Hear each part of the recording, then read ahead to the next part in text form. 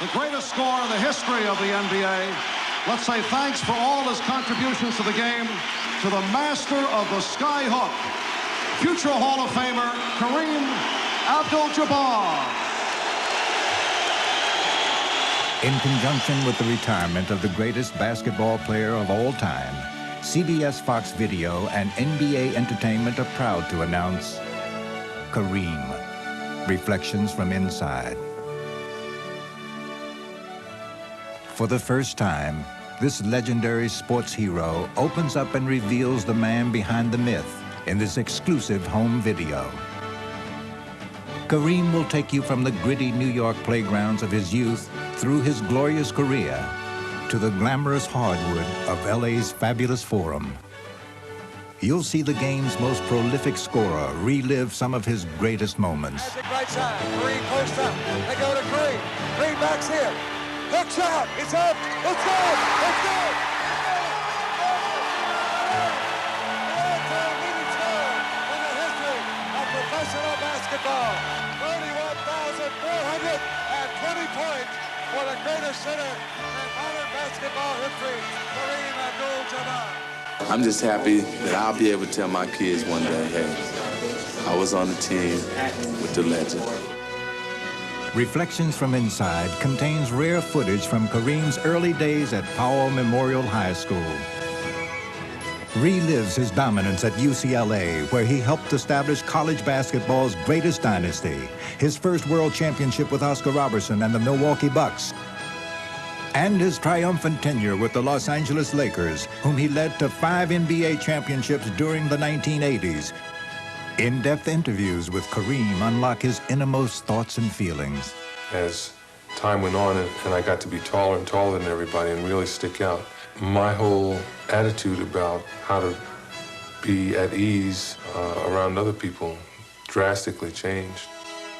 The secrets of his longevity, his biggest battles, his greatest triumphs, a one-of-a-kind look at a one-of-a-kind hero. A must for every sports fan's library. Kareem, Reflections from Inside, coming soon and destined to be #1.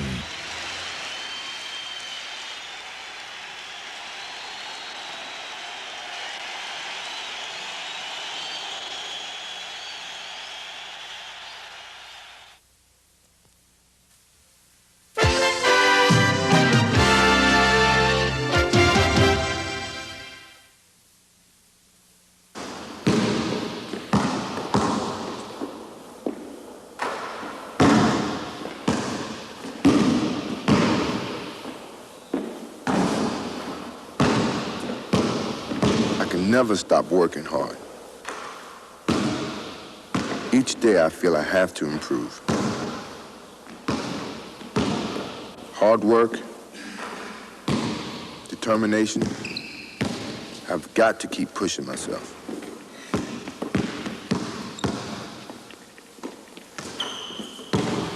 I remember when I was 5 years old, dunking in trash cans on my knees, waiting for that day I would be able to really do it. And then one day, it happened. I was in the 9th grade. It was a JV game, and I was only 5'8".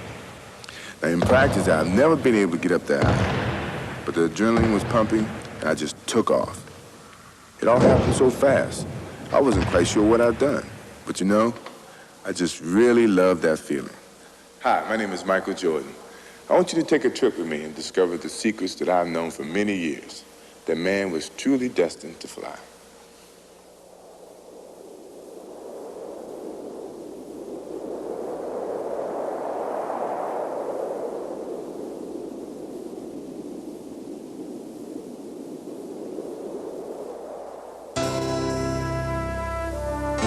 A young man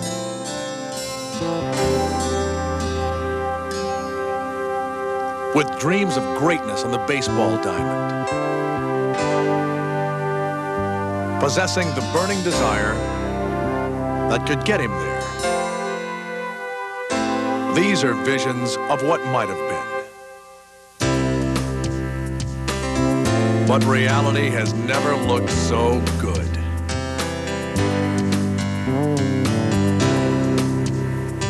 Yesterday's Little League hero has become today's most captivating athlete. His elegance on the court has transformed the game into an art form.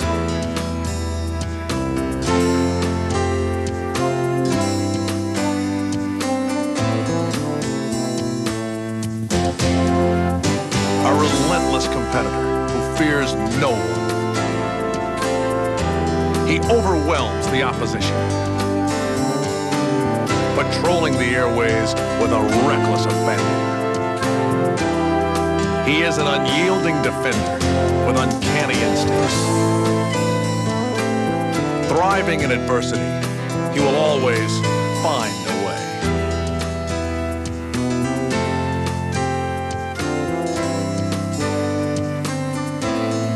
And while strength is usually found in numbers, his comes from within. I'll tell you a story that I think sums the whole thing up.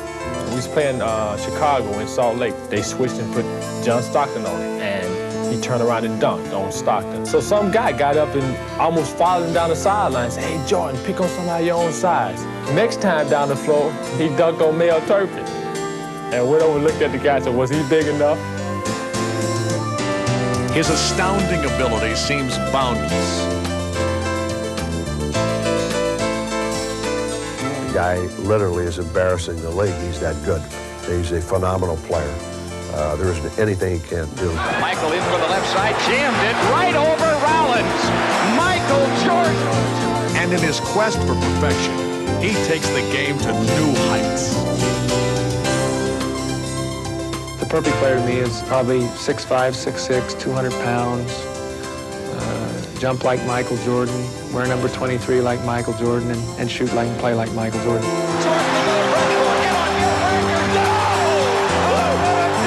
Dale Ellis off to the right. Jordan on the drive, falls down underneath. Ball loose. McDaniel had it stolen by Jordan. Michael's got it right away. This game is over. Pass to Michael Jordan. This spells trouble. Jordan, who has it on the break, driving all the way in. Oh, got an unbelievable goal. He put it in and it counts. But greatness sometimes springs from humble beginnings.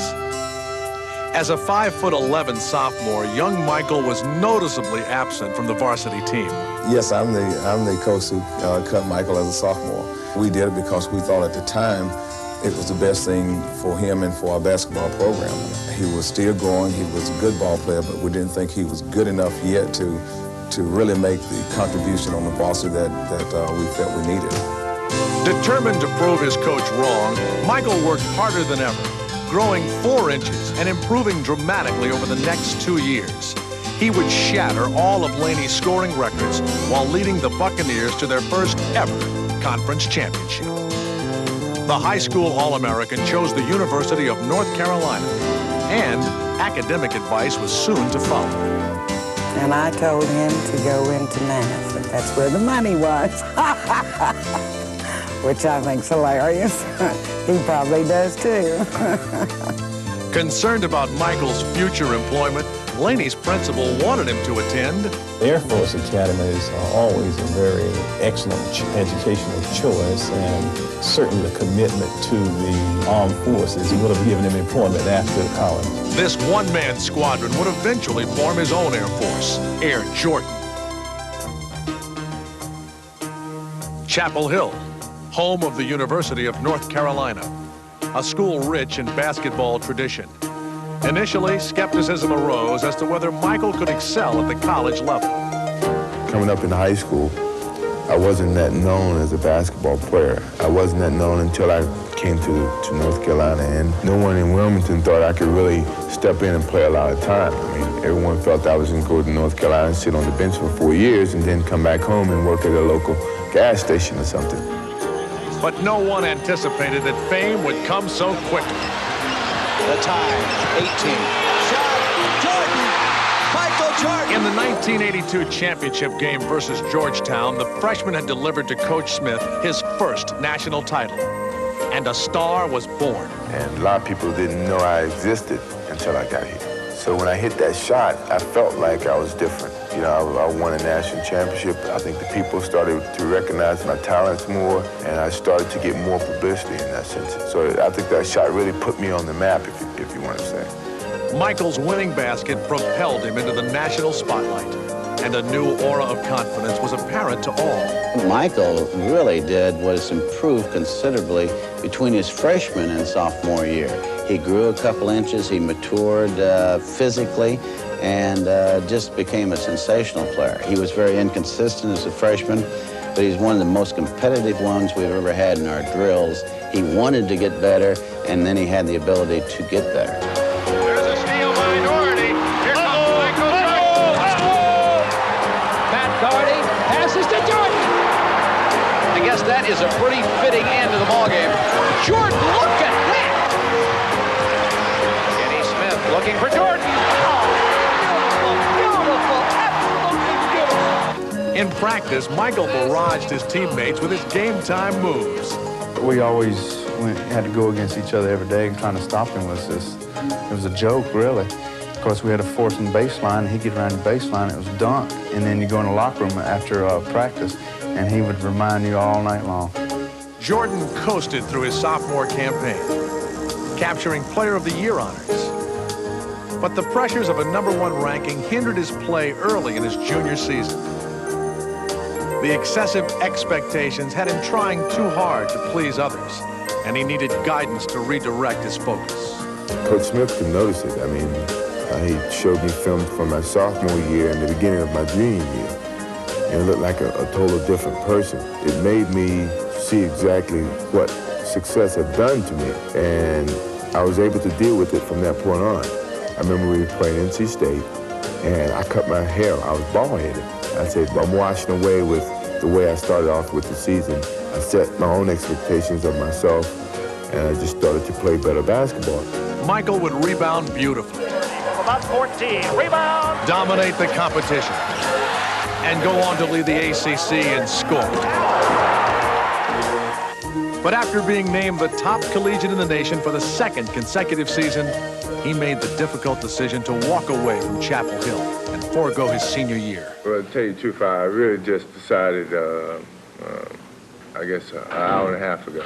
I didn't know I was, 50-50, and I talked to Coach this morning, and, he helped me, and my parents helped me, and, everything looks bright for me, and it's, I think the future holds, hopefully, the best for me, and I just, I felt that would be better for me to start now while I'm young.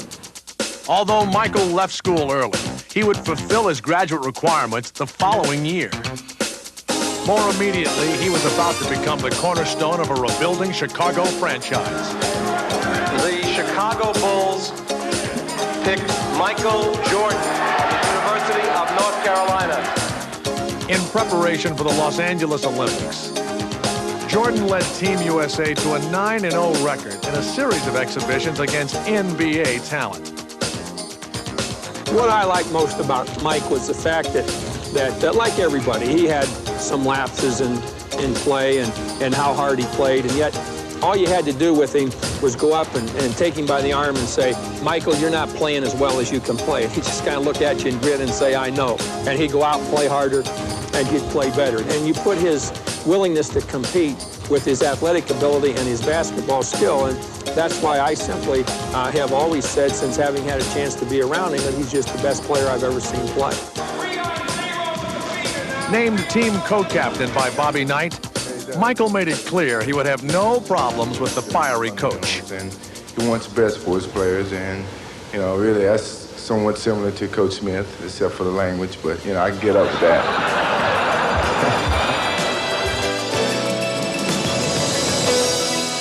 When the moment arrived, Michael was all business. The 23rd Olympiad would provide the formula.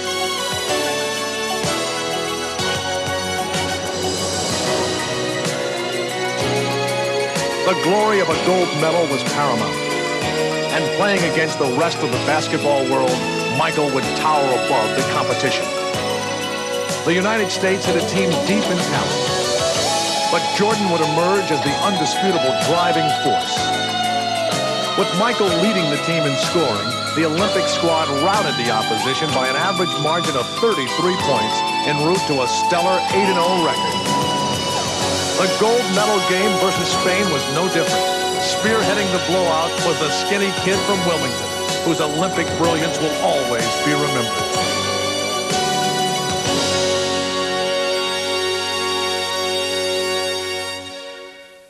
That was a special moment for me because I guess I can go back to his childhood days, and he always said to me, one day I'll be Olympian, and I said, yeah, sure. And then to win the gold medal, I mean, it was so thrilling. It was one of my special moments, and I always remember. And when he put it around my neck, that was a special bond that I guess will be with me in memories that no one would take away from me. It was in this house in Wilmington, North Carolina, where Michael's parents taught him the values of hard work and how to set goals to achieve his dreams. But it was his daily battles in the backyard with his older brother Larry that fueled his competitive drive. Sanders ahead to Paxson. Pax with a lob for Jordan. Jordan steals it. Michael in deep. Turnaround shot.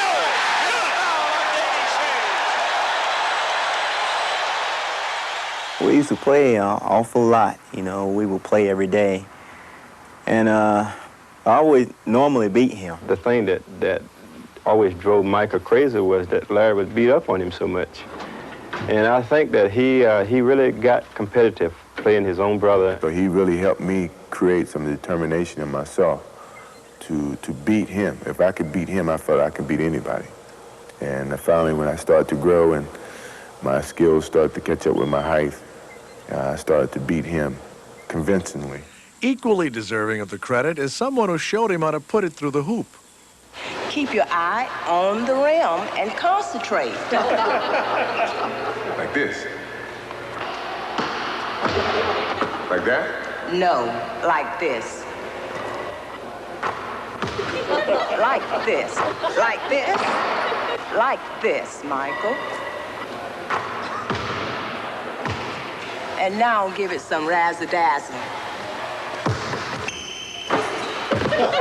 That's my mom. Obviously, Michael derives his athletic ability from his mother's side. But how does one explain his 6'6" frame? After all, there hasn't been a Jordan over 6 feet in recent memory. I thought about that often. And I've come to one conclusion. Occasionally, you'll meet people that you look at and you just know that they were born to do one thing. And God looked at Michael and knew that this kid would starve if he had to work. So he says, I better make an athlete out of him. So is it true Mr. Jordan would find Michael hanging from his chin-up bar, stretching himself in an attempt to grow taller? I tried to do that. I always wanted to be 7 feet. And I never could get that tall. I tried it a few times. I saw it on TV a few times, on the Brady Bunch or something like that, I saw that. And I tried to do it, and it didn't. I don't think it worked, but I'm tall, so it may have. And your dad's reaction when he found out? He thought I was nuts. And that's exactly what he drove NBA defenses.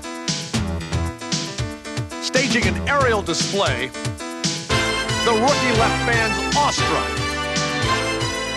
collecting rave reviews at every stop, often unbelievable when running the floor. He was virtually unstoppable in the air. Air Jordan had landed, and the NBA would never be the same. More than just a scorer, the emerging superstar sought to create for others. Quickly becoming Chicago's leader, he sparked the Bulls with his contagious intensity. Michael was high-stepping his way to instant legend status and having a great time along the way. They have outscored the Bucks 9-0 here. Here comes Mr. Jordan is right. Everyone was trying to catch a glimpse of Jordan's high wire act. And he sent no one home disappointed.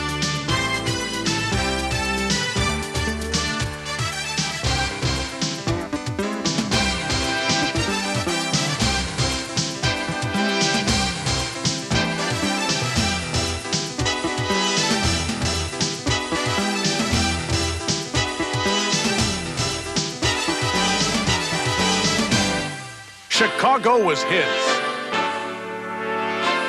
The Bulls were a hot ticket. And Michael was heir apparent to the title of NBA's premier ambassador. In only a year's time, he journeyed from Chapel Hill to Olympic stardom.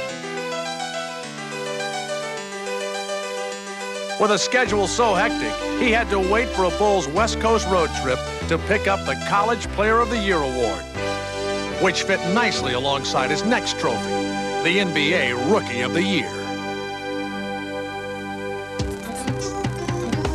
Injury. An athlete's worst nightmare. Not even the NBA's most celebrated performer could escape its wrath. In only the third game of his second professional season, Michael would hobble to the bench in great pain. But no one could foresee that almost an entire season would be lost. Trying to adjust was not an easy task. Mentally, it was very hard for me to deal with because I wanted to get out and play. I was so used to playing whenever I wanted to play. And here I couldn't play because of my injury. At first, the 4-week prognosis was something Michael could deal with. But as the weeks turned into months, his frustration mounted with each passing game. The unfamiliar role of bystander had Michael at wit's end, and he needed to find a way to lessen the pain. Seeking comfort, the legendary Tar Heel returned to Chapel Hill. It was in this gym where the rehabilitation process would begin. Michael renewed his fervor for the game as his foot continued to get stronger. Once I got that confidence and the feeling in the foot was getting stronger as I continued to play, it wasn't nothing anyone could have said that could stop me. But concerned about re-injury, the Bulls wanted to delay his return. A rigorous training regimen was implemented to secure full recovery. Patiently, Michael waited for his day to come. Checking into the game for the Bulls. He's back! Number 23, Michael Jordan! Everybody told me, you're a fool for playing. You should go home and relax and come back next season and see what happens. There's the double. Jordan was playing better than ever, but fearing a career-ending setback, Chicago's coaching staff limited his play to only 7 minutes a half. The star's patience was extended once again. And once I got that opportunity to play, I felt I had to prove to people that I knew what I was doing. I was a competent individual. I wasn't doing anything to jeopardize my career. I really felt that I was healthy, I was back, and I wanted to make the playoffs. I always said that once I'm in Chicago, if I have anything to do with it, to make the playoffs each year. Dateline, the playoffs.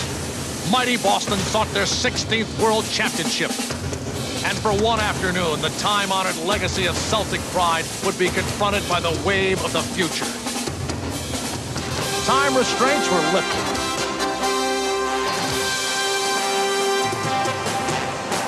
And Michael would make the most of his opportunity. A constant presence at both ends of the floor, he single-handedly dismantled the Celtic attack.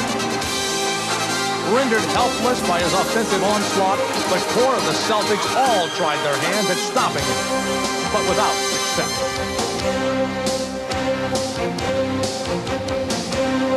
Even the most legendary of them all was helpless as Michael continued to score at a frantic pace. Absent for 62 games, Jordan sought retribution for lost time.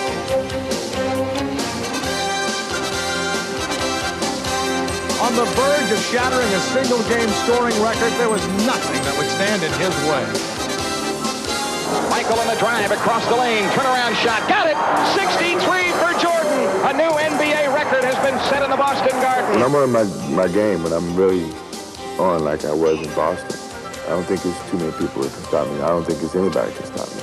And once I got off to a good start, I just felt like I couldn't stop. You know, I could run for days and not really stop. I just wish that the game didn't have to stop. We could play play on and on. We'd probably still be playing now the way I felt. This historic feat secured a place in basketball annals. But for others, the entire experience since Michael's return was unsettling. But the first few games, obviously, I was on the edge of my seat most of the time because, God forbid something would have happened. And I'll feel much more comfortable this summer because Michael's going to play a lot of golf and very little basketball.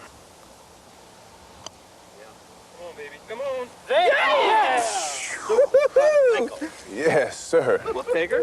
We take it. Well publicized is Michael's passion for golf and the seclusive surroundings that the sport affords. I mean, it's peaceful. You're out here on the course where you can't get any phone calls. People can't bother you. It's really a relaxing situation. No, that's short. Yeah, that's there. That's short.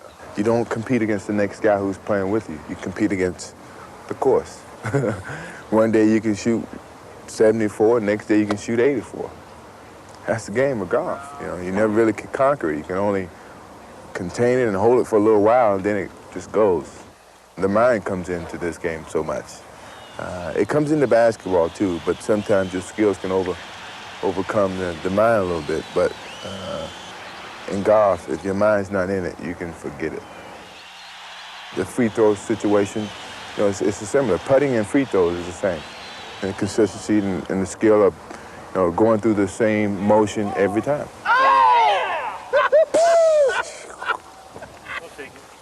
I take that. That's the ticket. That's it. That's the ticket. Woo! Well, I have played golf with Michael before, and it's probably the only time that he keeps his tongue in his mouth, other than when he's wagging it, telling me how good he is. Other than that, I just really enjoy taking money from him. Smart Money says it doesn't happen too often.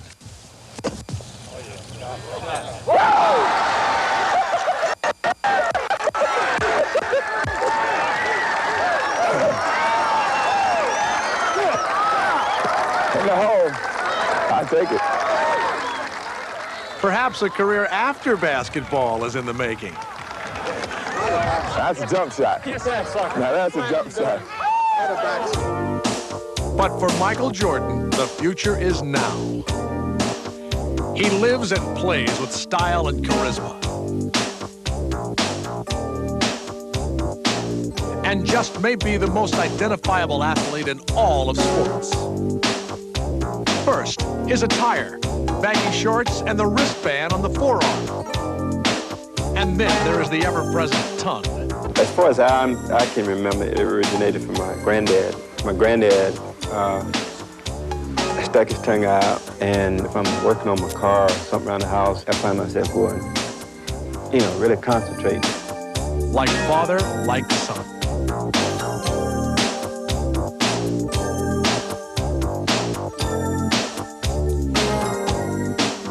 Michael's distinct on-court fashion has even caught the eye of the world of modeling.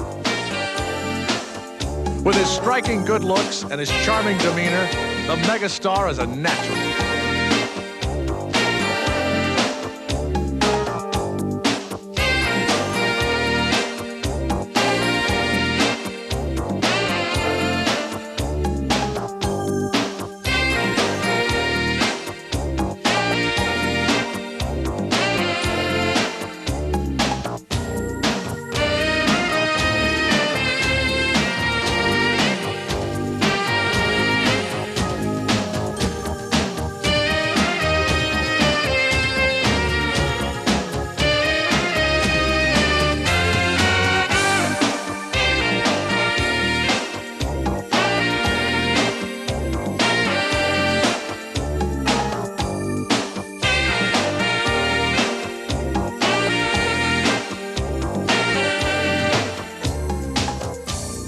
Having transcended the realm of sports, Michael has been courted by innumerable product lines and in the process has become one of the hottest commodities in the advertising industry.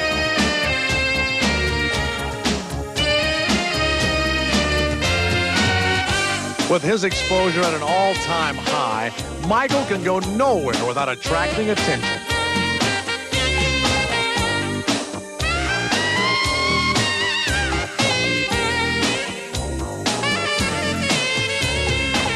Though the marketing of Michael Jordan has become big business, he has kept his sense of humor. Even when attending to business, he always seems to manage to have a good time.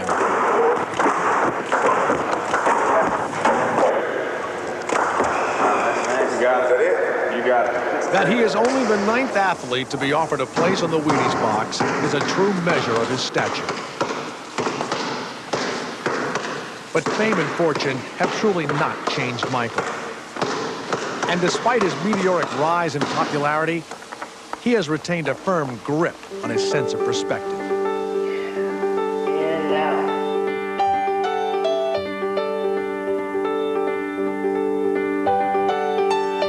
Although Jordan spends a good deal of time in the air, his values are firmly down to earth. I was taught right from wrong. I was always involved in the boys' club when I was smaller. So I was able to step up and be an outspoken person against things that I didn't want to be involved in. So don't blow it. Don't do drugs. If you're doing it, stop it. Get some help. McDonald's wants you to give yourself a chance to find out all the wonderful things you really can be. And so do I. I could have easily had parents that didn't care and let me hang out late nights and, hang out with the wrong crowd, but I wasn't brought up that way, and it was easy for me to distinguish away from the environment that I wanted to be with and the environment that I didn't want to be with.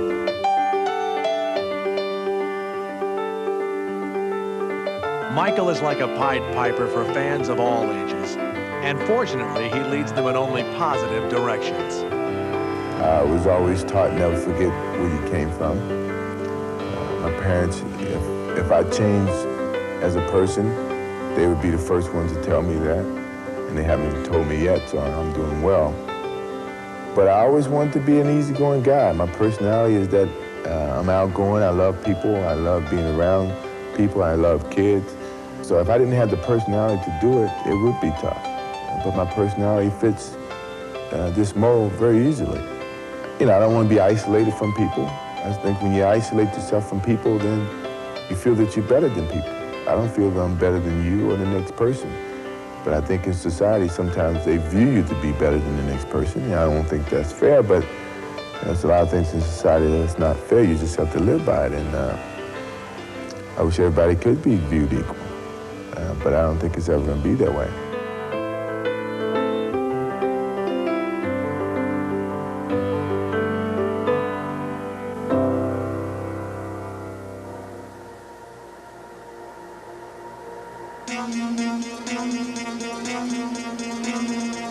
No sight inspires more fear in would-be defenders than this offensive juggernaut. If I get the ball, you're at mercy of whatever I want to do. There's nothing that you can say or do about it if I'm on my game. The feeling is you own the ball, you own the game, you own the guy who's guarding you. You can actually play him like a puppet. Few puppet masters apply their trade as skillfully as Michael. He simply takes over a game whenever he chooses. When I'm playing really good, that's the feeling that I have. An unparalleled shot maker, his offensive repertoire is limitless. Regarded as the greatest scorer since Wilt Chamberlain, his peerless athleticism makes him the most formidable weapon on the court today. Jordan attacks the basket as though possessed.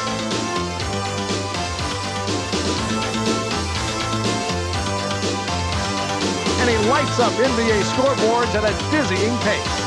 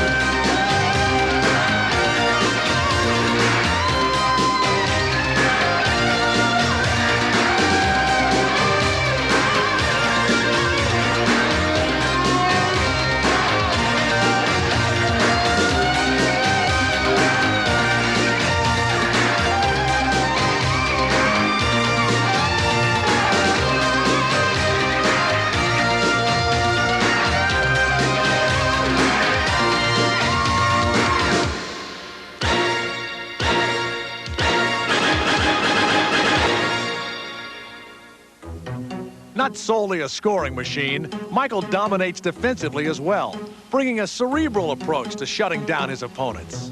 First, I observe how he handles the ball. If he has great handle with the ball, then it's going to be more difficult for me to steal the ball from him. But if he doesn't, then it's different ways. I can trick him one way and reach around him, or just go straight at him and go for the steal. But if he handles the ball very well, you almost have to sneak up on him. Initially famous for his offensive brilliance, in a sense, Michael did sneak up on the NBA defensively. But in 1988, his tenacious play earned him Defensive Player of the Year honors and the recognition he so richly deserved. To say Michael Jordan doesn't play defense is ridiculous. Interesting enough, great players never want to be one-dimensional. And I think the one thing that bothered Michael more than anything else is that he got no credit for his defense. Well, it's been a goal of mine to really get that recognition that I want on the defensive end. Right now I'm still getting most of the recognition on the offensive end because I'm averaging 34 points, but the defensive end is where I really want some recognition because it takes a little bit off of that all offense and, averaging 37 points or whatever, leading the league in scoring. That's an image that I don't want to project, that I just shoot and I just score and I'm just an offensive player. That's something that I don't want to be remembered as.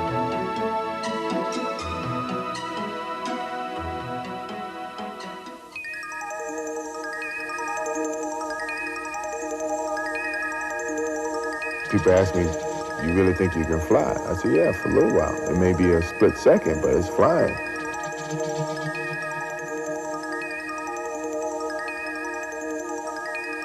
And I think people are amazed by that because they wish they could do it.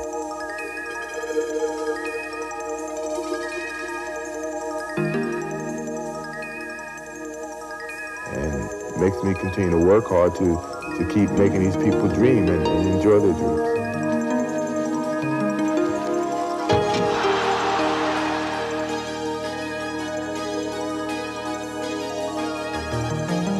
Michael's airborne ballet is very much about dreams.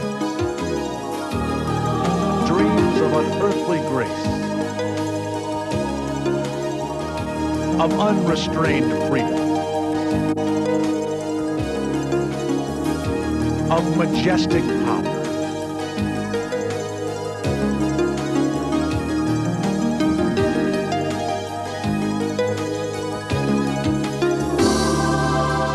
Dreams of flight.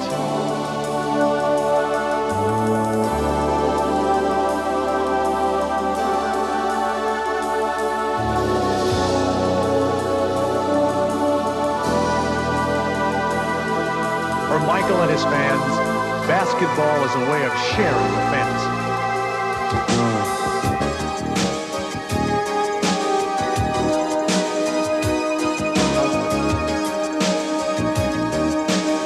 Like a small group of aerial voyagers, Michael evokes images of the stratosphere,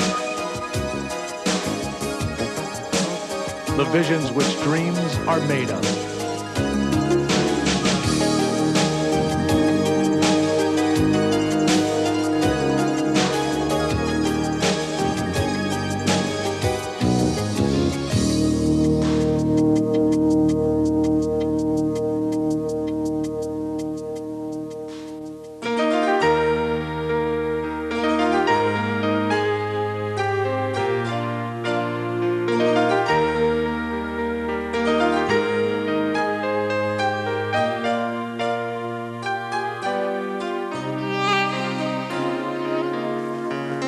Michael may be able to achieve the unbelievable on the basketball court, but to those who look up to him, he is a very real person who possesses the rare gift to both capture their imagination and touch their hearts.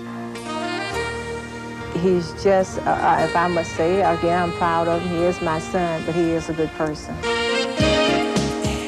And he's a pretty good basketball player, too.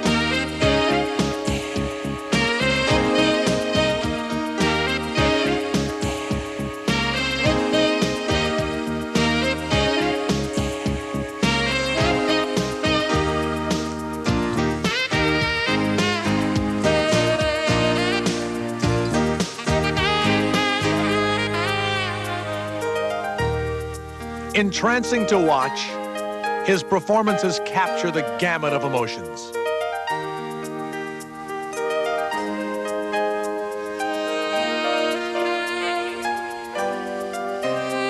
No one in the stands is more moved than his family. When he comes home, I talk to him just like he's one of my boys. And I can't get in my mind that he's any different.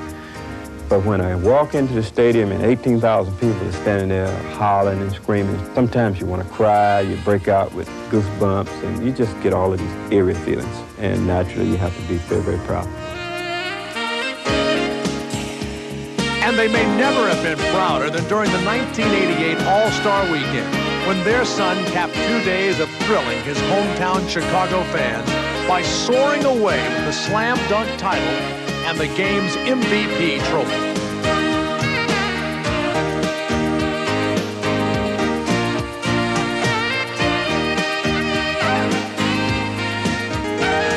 Throughout his life, Michael Jordan has met all obstacles head-on. One can only imagine what challenges he has yet to conquer. This is something to savor as we look forward to more spectacular moments from the world's most breathtaking athlete.